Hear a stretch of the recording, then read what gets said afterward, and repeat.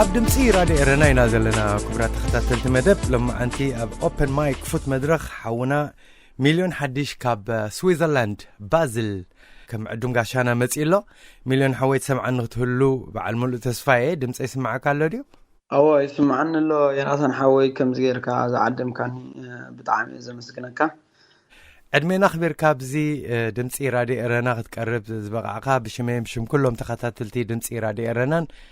ኣዳሎታን ከመስግነካ ፎቶ ሚልዮን ሓወይ ቀንደቲ ምኽንያት መዕደምየ ከዓ ንስኻ ኣብ ስዊዘርላንድ ሓደ ካብቶም ዝነጥፉ ዘለዉ ኣብ ሰላማዊ ሰልፊ ምስታፍ ኣብዚ ናይ ማሕበር ሜድያ ኤርትራውያን ዝብል ኩሉ ሻብ ክሳተፍ ስለ ዝርአካ ኣብዚ ሓቲተካ ዘለኹ ኣብዚ መፂኻ ቁርብ እስከ ብዛዕባኻ ክትዕለና መኒ ሚልዮን ሓድሽ? ኣነ ሚልዮን ሓድሽ ዝበሃል ኣብ ስዊዘርላንድ 8 ዓመት ገይረ ኣለኹ ከምዚ ወረቐት ኣብዚ ንዓይ ዕቑባ ኣይተዋሃበንን ከም ስደተኛ መጠን ማለት እዩ ወይ ኣብ ኤርትራ ንስኻ ፀገማይ ነበረካን ኢሎም ዝሃቡኒ ወረቐት ንስኻ ኤፍ ሂማንቲ ዝበሃል ንዑ ካብ ሂወተይ ከዓ ንዑ ከርሕቆ ወይ ከዓ ነቲ ንኤርትራውያን ዕቑባ ክወሃቦም ኣለዎ ኣብ ዓድና ፀገም ኣለና ፀገም ስለ ዘለና ኢና ካብ ዓድና ወፂና ከምኡ ስለ ዝኾነ ከዓ ኣብዚ ከዓ ዕቑባ ይግባአና እዩ ኢለ ዝቃልስ ዘለኹ ምስ ማሕበርና ማለት እዩ። ሚልዮን ሓወይ ሕጂ ስዊዘርላንድ ሓንቲ ካብተን ቀሊል ኣገባብ ናይ ስደተኛታት ዘይብላ እያ ከምዚ ንሕና ኣብ ደገ ኮይና ንዕዘቦ ማለት ቀሊል ኣይኮነን ናብኡ ወረቐት ክትሕዝ ወይ ገለ ነዊሕኻ ትፅበ ትፕሮሰስኩም እስከ ንገረኒ ብዚ ሰዓት እዚ ኣረኣያት ናይ ስዊዝ ኣብ ስደተኛታት ስፔሻሊ ኣብ ስደተኛታት ኤርትራውያን እንታይ ይመስል? ኣብ ልዕሊ ስደተኛ ኤርትራውያን ኣረኣያ ሕጂ ናይ ብጣዕሚ ከፍ እዩ ዘሎ ወላ እቶም ፖለቲከኛታት ከማን ብዛዕባኻ ክዛረቡ እዮም ኣብ ዝፈርሕሉ ግዜ በፂሖም ዘለዉ ኣብቲ ስልጣን ከማን ንባዕሎም እቶም ናይ ሊንክን ፓርታይ ወይ ከዓ እቶም ናይ ፀጋም ፓርታይ ናይ የማናውያን ንሶም ስለ ዝጥቀምሉ እቲ ኣብ መንጎ ህግደፍና መንጎ ኤርትራውያን ዝተፈፀመ ባእሲ ብኡ መጠንሲ ክዛረብሉ ከማን እዮም ዝፈርሑ ግን በቃ እቲ ስም ብጣዕሚ ከፍ እዩ ዘሎ። ኦኬ ትሽም ናይ ኤርትራውያን ጽቡቕ የለን ኢኻ ትብለን ዘለኻ? የለን ብኡ መጠን ከማን 300 ዝኾኑ ሰባት ከምዚ ግዳይ ክገብሩ እዮም ዝፍትኑ ዘለዉ። ብዛዕባ ስደተኛታት ኤርትራውያን ብስዊስ ጥራሕ ዘይኮነስ ዳርጋ ሙሉእ ኤውሮጳ እቲ ኣጣማምታ ስታይ ዓብሊሉ ዘሎ ድሓርቲ ምርጫ ናይ ዘን ፓርቲ ኣብ ኤውሮጳ ዘለዋ ከዓ ተሪኢኻ ከዓ ዳርጋ እቲ ናይ የማኒ ኩሉ ዝዲብ ዘሎ ዋላ ኣብ ፈረንሳ ዋላ ኣብ ጀርመን ዋላ ኣብ ኩሉ ሕጂ ሚልዮን ሓወይ ቀንዲ ስራሕ ናይቲ ማሕበር ሜድያ ኤርትራውያን ስዊዝ እንታይ እዩ? እንታይ ትገብሩ? እቲ ናይ ኤርትራን ሜድያ ቡንዲ ዝበሃል እቲ ማሕበር ከዓ ኤርትራውያን እቶም ድምፂ ዘይብሎም ድምፂ ክረኽቡ ኣብ ሜድያ ኢሉ ዝወፀ እቲ ማሕበር ቅድሚ ኣነ ቅድሚ ዓመት የሚድግሊደር ኮይነ ወይ ከዓ ኣባል ኮይነ ናቶም ኣብቲ ቀንዲ ኣነ ግን ዝሰርሓሉ ኣብ ልዕሊ ስደተኛታት እቲ ዓሌትነት ኣብ ልዕሊ ስደተኛታት ኤርትራውያን ፖለቲካዊ ይኹን ወላ ማሕበራዊ ይኹን ጠጠው ይበል ዝብል ማለት እዩ ወይ ከዓ ፍልይ ዝበለ ብናይ የመናውያን ኣብ ልዕሊ ኤርትራውያን ከምዚ ፎኩስ ጌርካ ወይ ከዓ ኣብ ልዕሊ ኤርትራውያን መጥቃዕቲ ምፍጣር ምግባር ማለት እዩ ኣብቲ ፖለቲካዊ እቲ ናቶም ፖለቲካዊ ቀውሲ ዝጥቀምሎም ብሓደ ሕማቕ ዝገብሩ ሰባት ንኣድሓርካ ፓውሻሊዚረን ገብርካ ወይ ከዓ ብማዕረ ኩላኻ ይሃርሙኻ ማለት እዩ ንዑ ጠጠው ክብል እቲ ካልኣይ ስራሕ ኣለካ እቲ ኣብ ሻፉን ደር ፓስ በሻፉን ክስፍልክት ማለት እዩ ናብቲ ስርዓት ግደፍ ክዲሉ ዘገድድ ሕጊ ናይ 2016 ኣሎ ማለት እዩ ንሕና ኣብዚ ዓዲ እቶም ኤፍ ሂማንቲ ዘለና ኣብዚ ዓዲ ዕቑባ ክወሃበና እንተኮይኑ ካብቲ ስርዓት እንዳሽሙ ክነምፅእ ኣለና ፓስፖርት ክነምፅእ ኣለና ብኡ መጠን ከዓ ንሕና ከዓ 7 ዓመት 8 ዓመት 17 ዓመት ዝገበሩ ሰባት ኣለዉ ኣይንኸይድና ናብኡ ዝበሉ ስጋዕ ሕጂ ከዓ ኣብቲ ካብታ ወረቀት ዘይወፁ ካብታ ወይ ከዓ ዕቁባ ክወሃቡ ዘይከኣሉ ሰባት ብዙሓት ኣለዉ ማለት እዩ إذاعة إرينا صوت مستقل لإريتريا مليون حوي حجزي سلامة وسلف استخايد أبرن كأندتي علامة أنت إنيرو نمن نسمعكم زخول غيركم دي سلامة وسلفي إسران كلتن ورا شدش تجبره تقدمايكو تي ناي أبلغ الإيرتراغان أبتلع الإيرتراغان كبر كله قبل اليوم تقالست زلنا أتي مثلي نحنا سلامان مخنا نحنا سلام ديمقراسي فتحي ندلي مخنا جن بقى أتي أقات أميتات أبز خلو أجرجر سلزتونا يومبر نحنا كم زي جوال تتيج ويكا خم زي سبك نهارم ويجريلنا يكون نفايت نحنا أبز عدي سلام غيرنا النبر جن بتسرعة أبز عدي السلام سلستخلانا تدمت نخسمع سلزيك على دمت نخسمع متاني نمرعيو نحنا سلامان مخنا نمرعي تي زعبي علامة زنبرة ويكاتي زل على أرست زنبرة تي transnational reparations بلي ويكا سرروا وصوت قبل الإيرتراويان تطوي ورا سويسرلاند زبلي مالتي أبتحتو خانة بتاعت نيرو بخمي سرروا وتصقدي قبل الإيرتراويان زفتم تي قدامايكا تي ناب سرعة تقدف كيدي الكاز جدد حقنا كدشان 10 تطوي بل نوعو كاين كونتاكت فانج قدر كبت تطوي بل زبلي وتخالايكا ناي كلتا سلسميت زخونو سدسنيات إيرتراويان كسقوم زحاسبو زلو ويكا قداي كيقبروم زحاسبو زلو أي قبانيو زتقبرو زلوهم سيجيقا أيو ويكا كهل يبولون زبلي مالتي أتي سالسايك أنا بوليناي بوليتيكان تأشمو راسيس الناس ويكا عالية النتابع الإيرتراويان زقبر تطويبل زبليو ترابعيكا تي بروباغندا فيستيفال بحقاوي تطويبل زبلي مالتي حجي خمزي ختقلت الليت أنا حكاتي سرعة تقدف مالتيو ولا بسويزنا نبركم كلكم سي بدلكم كم زلو تقلت أنا حكا حجيس نقرأ إن انتهي كما يبدي لكم انتهي غيركم هو حجي ورقة عم تخاب وخبها كله كو سرعة تطاويس تي السلطان اللي أبزي سويسرلاند نعاخا ورقة كتوها بدها عقوبة كتوها بدها عيتوها بنزي قدامي هذا تغطيو نسخة تيخل تخمي تخفل دو نايت عاسا ملاعدو قلز بالكانت ورقة كتامت انت خونكا زغط سلنات بتاتالو بتي ناتو كمزناتو ناتو صعبتي أب نورمال محبراوي هوتنا كاب الدحرنا ما خارسي تطوعي بولون والتي حجي مليون حوي دحرز كله سلامة وسلفي مستخايدة أو أون بوليتيكينيات ديوم ولا يتردأنن كسويس أبتي مدرخ اليوم كزارو ريق اللخو أب جونتي سلامة وسلف خوينهم مالتي هجي اسكان نقرني وتصيدو خمتي تتصبخ يوديو انتهي رياكشن رخيبكم سلامة وسلفكو بطعمي مالسي زحقو السلامة وسلفي نيرو اتي زحابتنتي سلامة وسلفي زقبرنا علاماسي علامة وحريميو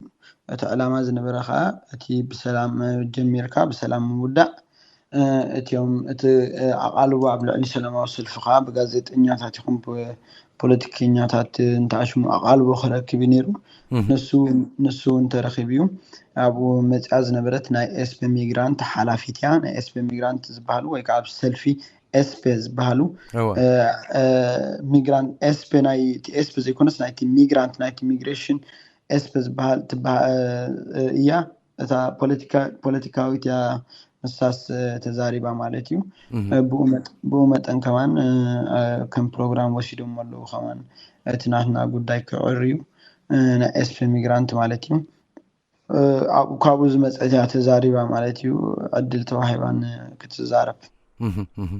مليون حوي حجي بزعبا شجر ايرتراويان كم زخت قلت الله يصنع حكاس نخلو سدتنيا ايرتراو زملكتيو تقداي نو نأب سويس بسلام كنبر ورقتون قبل مسألة خبر له حما قرب نخيط أمته حجي أبزي أبت سلام وسلف تساتف حجي ነቲ ስርዓት ኣብ ኤርትራ ዘሎ ዘይድግፉ ጥራሕ ድዮም ወላ ማንም ኤርትራዊ ተሳቲፉ ከመይ ነሩቲ ትዕዝብትኻ እስከ ንገረኒ እቶም ስርዓት ዝድግፉ እኮ ናይ ብሓቂ ዝድግፉ ተኾይኖም እኮ ቀደም ከይዶም እዮም ኣምፂኦም ፓስፖርቲ ኣብ ዝተሳተፈ ብዝተፈላለየ መገዲ ምስ ስርዓት ትርክብ ዘይብሎም ሰባት እዮም ወላ ዳ ከምዚ ኸማይ ካብ ሰማያዊ ማዕበል ዘይኮኑ ዝኾነ ኣይኾኑ ግን ንሶም ግን ብዝተፈላለየ መገዲ ምስ ስርዓት ኣይድግፎን እዮም ዝድግፎ ከይዶም እቲ ፓስፖርት መፁ ኣብኡ ኸማን ዝተሳተፉ ሰባት ብዙሓት ነይሮም ማለት እዩ ሕጂ ንስኻ ኣባል ሰማያዊ ማዕበል ዲኻ ኢልካ ንሓቀ ኦኬ ናይ ኩሎም ኣባላት እያ እስከ ቁርብ ኣብርሃለይ ኣነ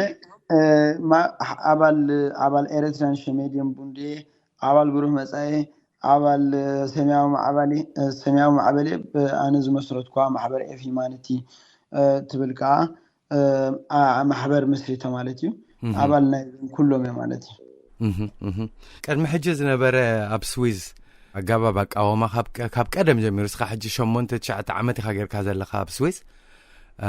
ኣብኡ ነይሮም መዓት ግሩፕስ ኣንጻር ስርዓት ህግደፍ ዝተስኡ ብዓለም ብንምልኪ እዚታ ታርኪብካሉ ዲኻ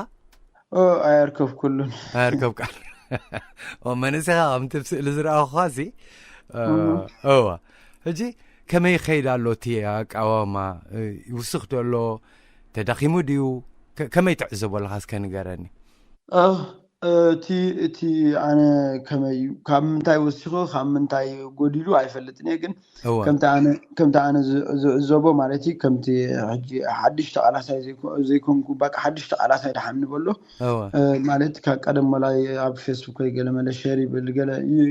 እምበር ነቲ ስርዓት ዝቃወም ግን ከምዚ ኣክቲቭ ኮይነሲ ሰሪሐሉ ይፈልጥን እየ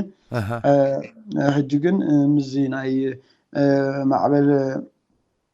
ሰማያዊ ማዕበል ዝመፀ ምስኡ ተተሓሒዙ ኣብ ተቃልሲ ናይ ብሓቂ ኣብ ፕራክቲስ ወይ ከዓ ኣብ ኩል ነገራት ስለ ዝተዛኣተዎ ማለት እዩ ምስኡ ሓቢረይ ማለት ሓቢር ኩላህና ብሓንሳብ ዳሽሙ ንገብር ንቃለስ ሕጂ ኸ ኣነ በቲ ዝረኣኽዎ እኹል ኢለ ዝሓስብ ኦኬ ሕጂ ሚልዮን ሓወይ ኣብቲ ኩሉ ትሳተፎ ማሲ ንፍትሒ ሰብ ቀሲኑ ክነብር ሰላም ገይሩ ንኽነብር ከይተጨነቐ ንኽነብር ናብርኡ ንኽመርሕ እንድዩቲ ቀንዲ ቃልስኻ ከም ዝተረዳእኒ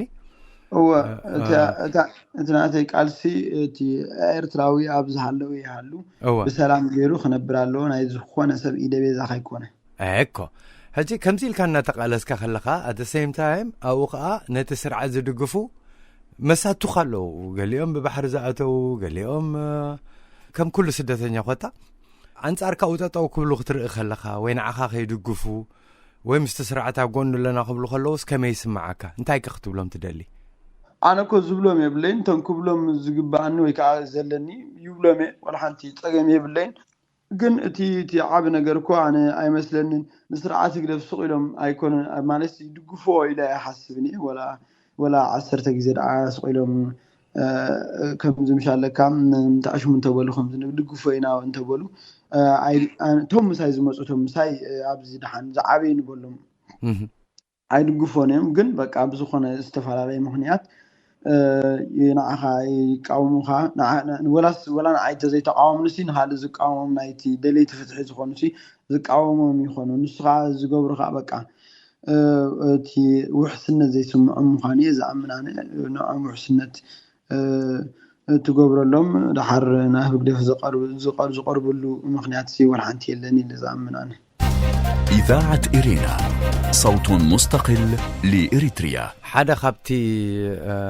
نتي شمناي إريتراون نخنا محايش نحنا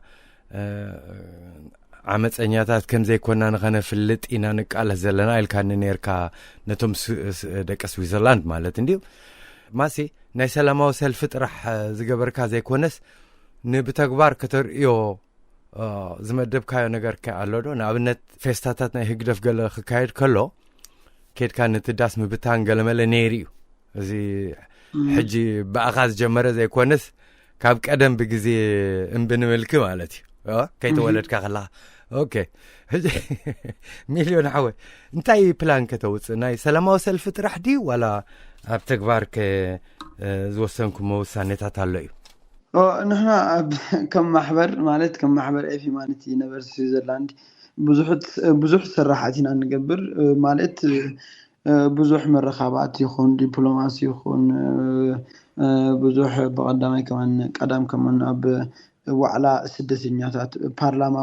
وعلى بارلاما سدسينياتات ابكم كمان وعلنا نيرنا مالتيو مسوم تزاراريبنا انتي تخجبركم زلوا قال كل ما بحتيرو تي تقطيبتي سجر دواو تقط زقاطم زلوا بلعلنا بزي قداي كانوا واحد ጭንቀትን ናይ ትራውማቲዚረን ከም ዝኾና እዚ ጉዳይ ካና ሓና ክሓስቡ ለኹም ዘለዎም ክዕርዩኹም ዘለዎም በቃ ምስኦም ካ ሓቢርና ንሰርሕ ከም ንኽእል ንሕብር ማለት እዩ ዝሓበርናሉ ብዙሕ ዝገበርና ያሎ ማለት ኣብ ኢንተርኔት ነግሮ ዘይደልሎ ዝክነግሮ ትደልሎ ግን ብዙሕ ስራሕ ብጣዕሚ እቲ ስራሕካ በቃ ምስ ዲፕሎማሲ ዝተኣሳሰር ከምዚ ንህዝቢ ክንሕብር መታን ከዓ ማዕረፍ ላየር ወይ ከዓ እዚ ወረቐት ኣብ ስዊዝ ከዓ ንዕድሊና ብዛዕባ ንኣፍልጦ ክህልዎ እቲ ህዝቢ መታን ናትናሲ ወላ ዕውርን ፀማምን ከማን ዝዳናገፀሉ ኢለ ዝኣምን ኣነ ማለት ተዓሚፅና ኢና ነዊሕ ዓመታት ተዓሚፅና ሲ ተዓመፁ እንዳሰራሕና እንዳተማሃርና ሞያን ዝወዳእና እሞ ከዓ ምስኦም ኢድን ጓንትን ኮይና ንነብር ዘለና ወይ ከዓ ካብቲ ሕብረተሰብ ኮለና ንዓና ግን ብፍልይ ዝበለ መሰል ዘይምህላው ክገብሩ ጠጠው ከብልዎ ኣለዎም ዝብል ወራቐቲ ኩሉ ባሕጢሩሲ ንዕድሊና ርክብ ከዓ ምስ ብዙሓት ማሕበራት ናይ ስዊዝ ማሕበራት ማለት እዩ ዝተኣሳሰር ከዓ ምስ ብዙሓት ማሕበራት ከዓ ዲፕሎማሲ ንፈጥር ኢና ምስቶም መንግስታት ከዓ ንፅሕፈሎም ንድውለሎም ወይ ከዓ ብኮንታክት ንኸውን ብኡ መጠን ከዓ ኣብቲ ንሶም ዝገብርዎ ለውጥታት ከዓ ምስኦም ሓቢርና ንሳተፍ መታን ወላ ለውጢ ክገብሩ ከለውሲ ከምዚ ኔጌቲቭ ወላ ክመፅእ ስለዝኽእል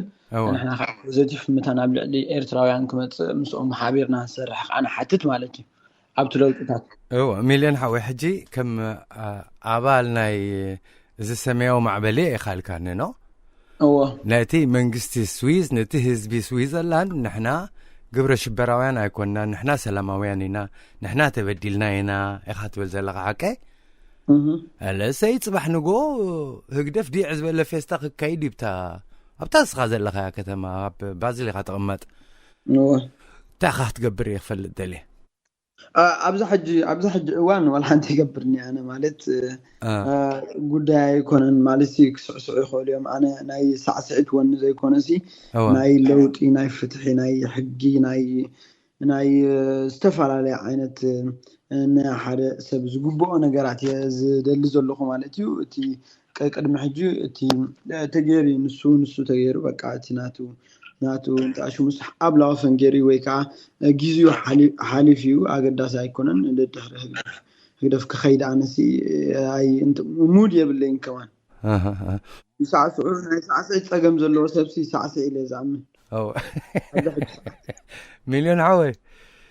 እሞ ብጣዕሚ ዘሕጉስ ዜና ካይብካኒ ንኩሎም ኣባላትና ናይ ህግደፍ ኣጆኹም ተዳለው ሕጂ ያላ ኸበረኹም ሒዝኩም ኣብ ኩሉ ዳስኪዱ ድኽብሎም ኣላ ኣነ ቀዳማይ ነገር ኣነ ውልቀ ሰብ ስለ ዝኾንኩ ከም ዝግበሩ ወይ ከዓ ከም ዝግበሩ እዞ ሰብሲ ወላ ሓንቲ የብለይ ግን ኣነ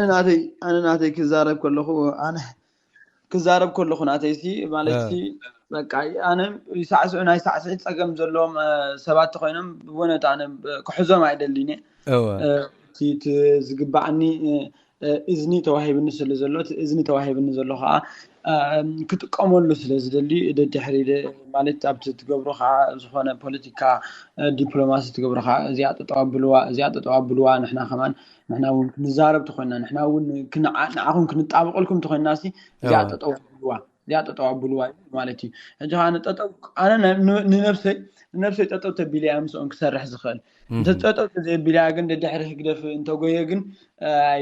ኣይመስለንን ብጣዕሚ ከምዚ ልዕሊ ተሃሲናያ ዘለና ሕጂ ስክንህሰብ ምዃንና እየ ዝኣምን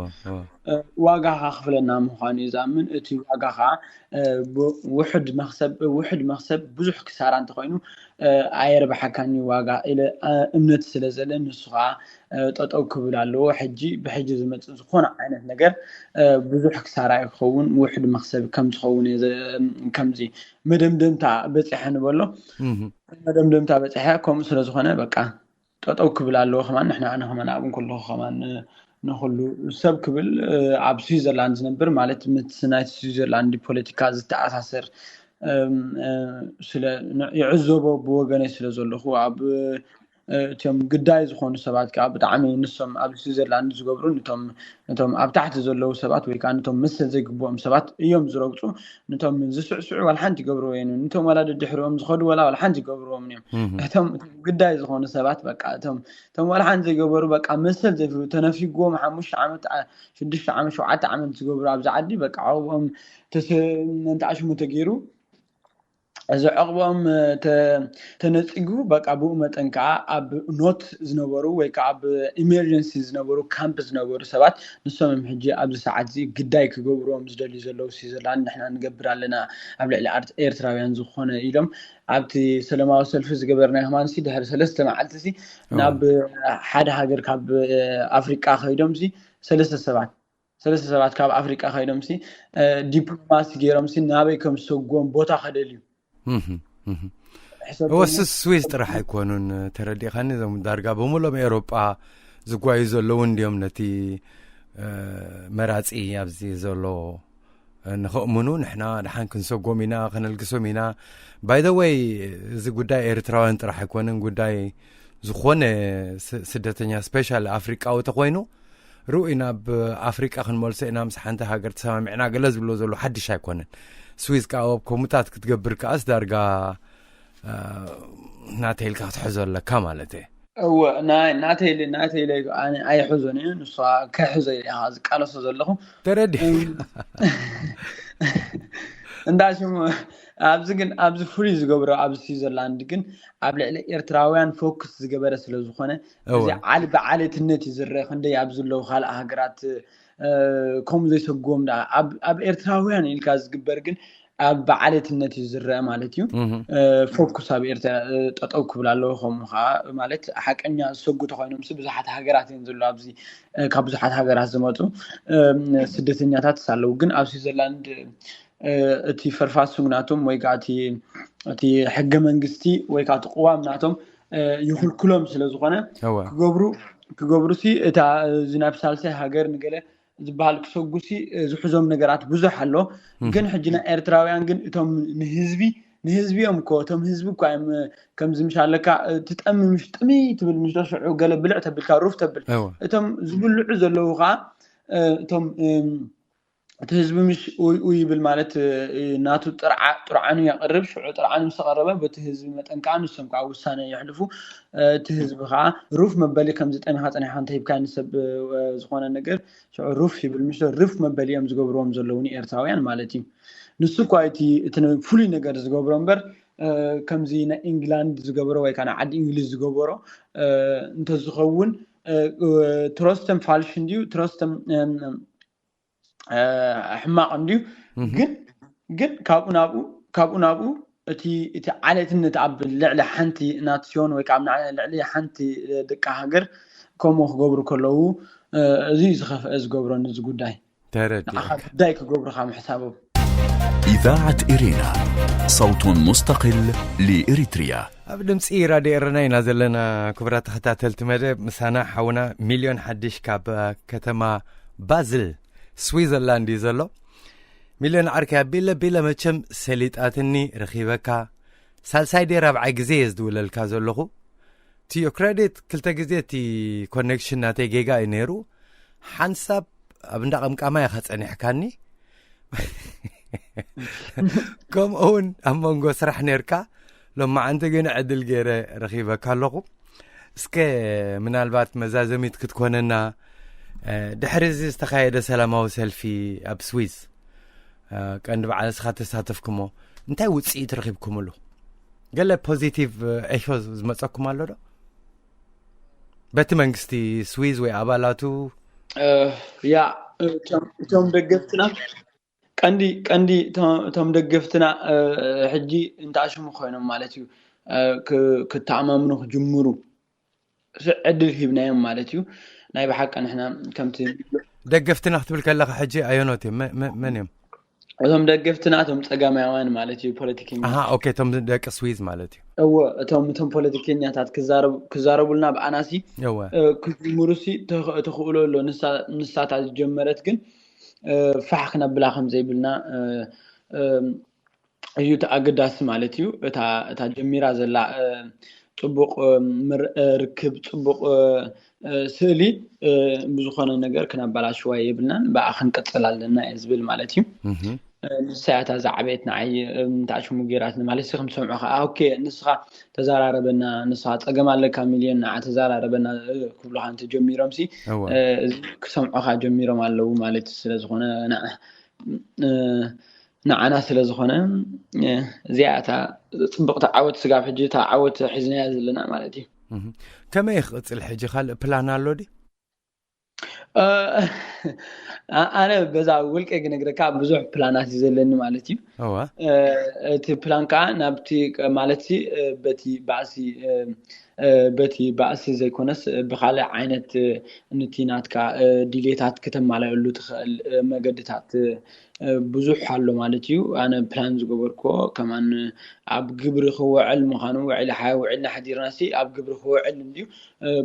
ብማሕበር መጠንካ ናትካ ኢዴ ወይ ከዓ ናትካ ሓሳባት ተቐርብ ብኡ መጠንካ ምስቶም ወኪላት ናይ ካንቶን ተረዳዲእኻ ከዓ ኣብ ተግባር ተውዕሎ ብዙሕ ፕላን እዩ ዘሎ ሕጂ ከዓ እቲ ሕቶ ዝኸውን ዘሎ ንዓይ ሕቶ ዝኾነኒ ዘሎሲ ከምኡ ተሓቢሮም ከዓ ክሰርሑ ዝደልዩ ሰባት ወይ ከዓ ነቲ ዕግርግር ዝካየድ ጠጠው ክብል ዝኣምንሉ ሰባት ኣለዉ ድዮም የለውን ኣብዚኣ ንዓይ ሕቶ ትኾነኒ ማለት እዩ እቲ ፕላንስ ፀገም የብሉን ብዝኾነ ዓይነት ምክንያት ነቲ ስርዓት ስግደፍ ክተረኻኽበሉ ትኽእል መገድታት ብዙሕ እዩ ዘሎ እቲ መገድታት ከዓ በቃ ብዙሕ መገድታት ክብለካ ከለኹ ከዓ ግድን ኣይኮነን ብፌስቲቫል ድድሕሪ ሳዕሳዕቲ ወይ ከዓ ድድሕሪ ወኒ ዘለዎም ሰባት ምግያይ ገለ ነገር ተወሳኺ ሓድሽ ተሎ ከዓ ኣብዚኣ ክትነግረና ትኽእል ኢኻ 28 ወርሒ 9 2024 ብሚእቲ ማሕበራት ኣብ ስዊዘርላንድ ኣብ ልዕሊ ስደተኛ ስዊዘርላንድ ኣብ ስዊዘርላንድ ትገብሮ ዘላ ኣብ ልዕሊ ስደተኛታት ቀውሲ ፖለቲካ ጠጠው ክብል ኣለዎ ዝብል እዩ ትዊሽን ኡንስ ጊብት ካይን ግረንሰ ዝብል እቲ ኣርእስቲ ማለት እዩ ኣብ መንጎናሲ ሕጂ ግን ኤርትራውያን ጥራሕ ድዩ ዋላ ንኩሉ ስደተኛ እዩ ንኩሉ ስደተኛ ማለት እዩ እቲ ቀንዲ ኣብቲ ፅሑፍ ዘሎ ወይ ከዓ እቲ ዕላማታት ኮይኑ ተራእዩ ዘሎ ማለት እዩ እቲ ፎሎይ ፊገር ኣፍ ኢኮኖሚን ዝብል ወይ ከዓ ግዝያዊ መንበሪ ትናትና ማለት እዩ እቲ ካልኣይ ከዓ እቲ ኣውሻፎም ወይ ከዓ ኣውሻፎም ድሬተላንድ ዝብል እቲ ካልኣይ ከዓ ናይ ንስደተኛ ክስጉግ ማለት እዩ ዝብል ዘሎ ጠጠው ዝብል ኣብ ስዊዘርላንድ ኣብ በርን ማለት እዩ ሚእቲ ማሕበራት ሕሰቦ ሚእቲ ማሕበራት ኦርጋናይዜሽን ዝገብርኦ ዘለዋ ዓይን ኣነ እኮ ኣብ በጋጣሚስ ኣብ ኢንስታግራም ርአዮ ሽዑ ፅሒፈሎም ኣነ ከም ዝበልኩ ኢልዮም ሽዑ ኣብኡ መጠንካ መሊሶም ለይ እቲ ዝወሃብ እቲ ኢንፎርሜሽን ዝግባእ ከዓ ዝደልዩ ሂቦምን ማለት እዩ ብኡ መጠንካ ሕጂ ናብቲ ሰላማዊ ሰልፊ ከም ኤርትራውያን ስደተኛታት ሕጂ ኣብዚኣ እንታሽሙ ክንገብራ ዘለና ክንዕዘባ ዘለና እዚ ናይ ብቀዳማይ ዝተኻየደ ሰላማዊ ሰልፊ ኢንተርናሽናል ሬፕሬሽን ዝብል ምስ ናይ ስርዓት ዝተኣሳሰር ሰላማዊ ሰልፊ ነይሩ ወይ ከዓ እቲ ስግረባዊ ፀቕጣ ኣብ ልዕሊ ኤርትራውያን ዝብል ኣብ ልዕሊ ኤርትራውያን ፎከስ ዝገበረ ኣብዚ ናይ 28 ዝካየድ ብሚእቲ ማሕበራት ኦርጋናይዜሽን ዝተገበረ ሰላማዊ ዝግበር ዘሎ ሰላማዊ ሰልፊ ከዓ እዚ ንኩሉ ስደተኛታት ባንዴራ ይብሉ ገለ ይብሉ ግን በቃ ከም ስደተኛ ኮይንካ ከድካ ድምፅካ ተስማዓሉ ግዜ እዩ أبوخا أخلانا هنساتف كم زلنا نحنا سي تم قداي زخوننا أبو ساتفوكو زبزحو 1 مليون ولا سويسرلانداويان كموصو يخول يوم سلامنتاي 100 محبرات اورغانيزيشن يقبروا الله هنا بالكل ناسي كان 100 محبرات كن يدغف تخمصيهم ولا تم جرين زبالو سلف كمان أبوخ انتعشمو قبروا خساتف يوم ويكا تو اورغانيزيشنز يقبروا وزلو يوم نقول لها ناس لازم الكتكا بانديرا حسكا ولا كمزي بسكردا وعاوت صوتي يقاطمن له الكازي كونكاس بتقوسي بوليتيكا زكاي زولو عب سويسرلاند ابلعلي ارترا انا هنا ابلعلي خالد سدسينياتات تطوي بالزبليو كل ساتفوخا يا كاب زمطنكا بتحتنا يحتت أقداسي سلام وسلفيو زي أقداسي زجبر خا بقى أبو خمان كم تقالستي ويكا 5 مليون متنانة دبلوماسي مس بزحات محبرات زفترة له عدلات تخفيت اللي زي إذا حسب إن تعدلات كأخمين جيرة أب رابحة يوعلو إلى إذا حسب نسخة كم زاز بلك خا أبو خا كم حاجة كمان كحتومي مسؤوم هابتو أورغانيزيشن كوينا خاتو فقدني أنت خوينهم مالتي أبتو أورغانيزيرن زجبر نجارات كامسون كجبر مثلا. إذاعة إرينا صوت مستقل لإريتريا. مليون حوي بشم كلهم تقاطعتلتي دمصي رادي إرنان عدالوتان سلتورك أو جزيخا 5 كنا كافوتو. Thank you so much. فيلن دانك. من البات جلز رسعنا يتولو زبهالت لك تم حلال فوت دل من أختن حرا لك خوينو تا مايكروفون نباها قد فاميلين حوي. Thank you. Thank you أنا من يمسكنك يوناتان حوي زخلو كل الناس مترشوا تعاويتنا مالتيو إذا انترفيو كتكايد أنا زبلا كل جزء نمثلنا بعلنا نقالس ولا حدا سب زقالسلنا يلن أنت زي كنا أبجزنا خافلنا كلنا زين نحنا خمزين قلنا نحنا خمزين جبرنا نحنا خمزين جبرنا إلنا بحدا جزنا خفتلنا كل جزء تيك ألسي خون تحت حسب حسابات أبتي ز حسب كعلامة سايبت صحنيو نسخة بولقها أنت زي تسيخها مالتيو ولا كلتي باللين زباللن زي كعل نجر يلن إلى زمن كم سلزخنا أنا مثلنا بعلنا نقالس علينا مقالس خا بستفعل عليه أنت عشان بوتات تعلو ويكا بستفعل عليه مجدتات سلزولو قدنا يكونن بزي الدحر هقدف مجاي مالتيو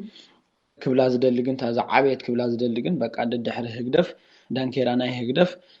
مجاي عب سويسرلاند بت مست بوليتيكاوي ناي سويسرلاند سلا تأساسرنا تي ريتو مالتيو عب سويسرلاند تطو كبلالو ازبل بتزنقبر كل جزء مس بوليتيكينياتات مستم توم عب سلطان زلو سبات نقبره زرربات مالتي أنا ولا أزقبر زرربات نسات رايم زلابون مالتيو بتستلابون أنا أباخون كم حلالفة أما حلالفة بتي استوهبنا عدلات كأخمت قملو بتي دانكيرا الدحر سعسعت الدحر دانكيرا الدحر ونزلهم سبعة مجاي تطويبا كال مجدي ناير السياسة لحجي ناير إسخاء خنسرح كم زلنا يوم مالتي. Thank you يا قني اللي أمسكنا كحجون دقيمة.